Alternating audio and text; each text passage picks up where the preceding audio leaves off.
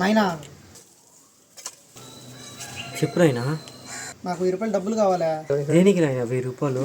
దేనికంటే రేపు దీపావళి కదా, మా ఫ్రెండ్స్ అందరు టపాసులు కొనుక్కున్నారు, నేను కొనుక్కుంటాను. నాకు 1000 రూపాయలు ఇయ్యే. నాకు ఆడెట్ వచ్చినాయి నాయన 1000 రూపాయలు. పూట గడమే కష్టంగా ఉంది, నువ్వే చూస్తున్నావు కదా కల్లారా. ఏంది నాయన నువ్వు ప్రతిసారి ఇదే మాట చెప్తున్నావా? మా ఫ్రెండ్స్ వాళ్ళ నాయన మేలు నీకంటే, నేను పోతుండా పో.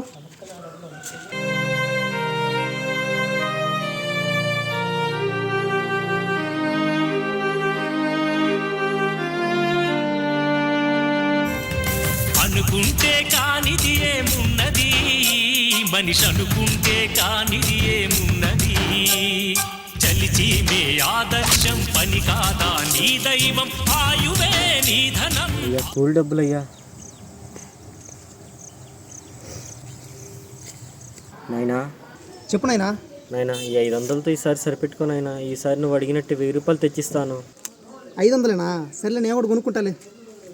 జాగ్రత్త నాయనా. ఈ 500 చాలు, ఫుల్గా టపాకాయలు కొనుక్కోవచ్చు. వీడికి టపాకాయలు కాల్చడం కానీ రాదు, ఎలా కాలుస్తాడో ఏమో.